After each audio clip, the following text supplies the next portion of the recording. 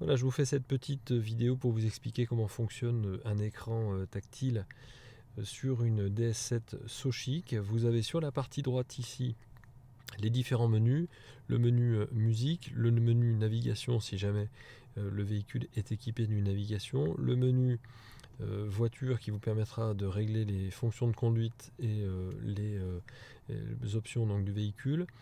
Ici vous avez la possibilité de mettre des photos ou de lire vos SMS si vous avez branché votre téléphone en filaire sur la clé USB.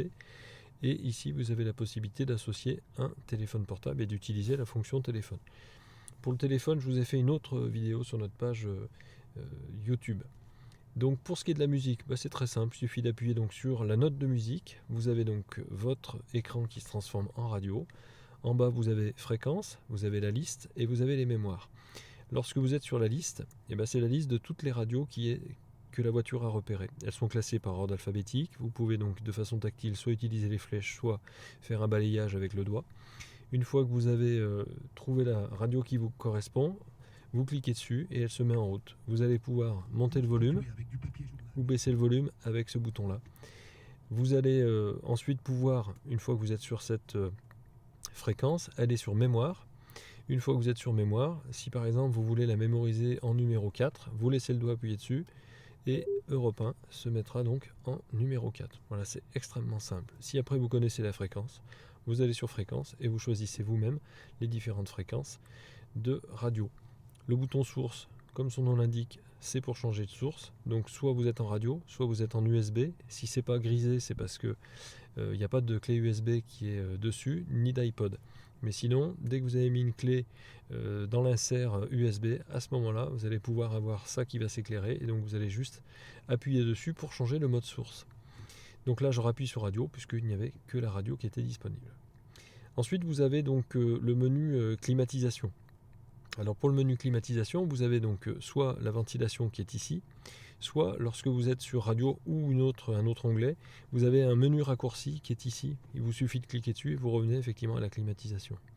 Donc vous tempérez donc la voiture ici et ensuite vous réglez votre vitesse de ventilation ici. Si vous appuyez sur le bouton qui est ici, vous avez l'onglet qui s'ouvre un petit peu plus grand et qui vous permettra de choisir les directions de chauffage.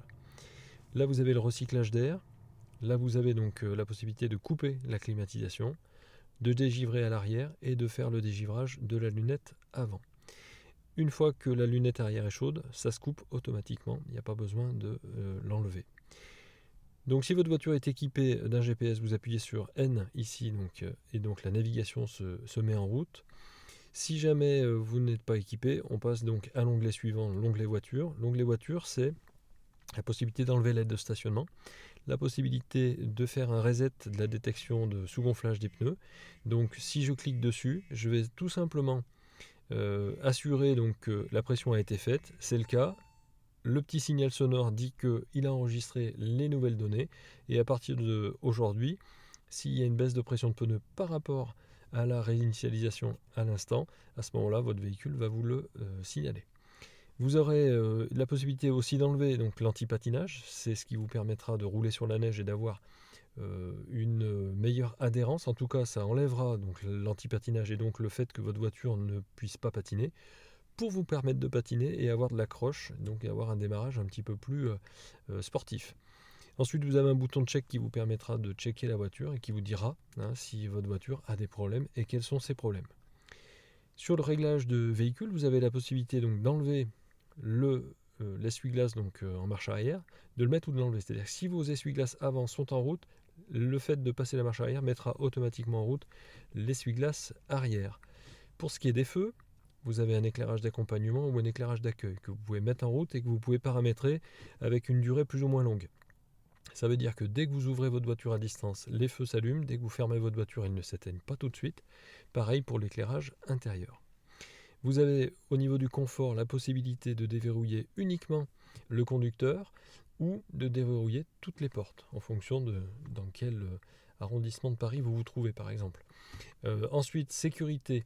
L'Active City Brake, c'est la possibilité de le mettre ou de l'enlever. Le conseil, c'est toujours bien sûr de le laisser. Donc c'est le freinage qui s'effectue à votre place si jamais vous avez oublié de freiner et qu'il y a un piéton par exemple qui passe devant vous ou une voiture qui est trop près de vous, la voiture qui vous précède est trop près. Lecture préconisation de vitesse, c'est une caméra qui capte les panneaux et qui vous en informe sur votre tableau de bord. Donc ça s'affiche ici, vous voyez, sur le tableau de bord à ce niveau-là. Donc c'est préférable toujours de le mettre. Et puis l'alerte d'attention de conducteur, c'est la voiture qui vous dit si vous êtes en train de vous endormir. Voilà, c'est tous ces différents réglages que vous allez pouvoir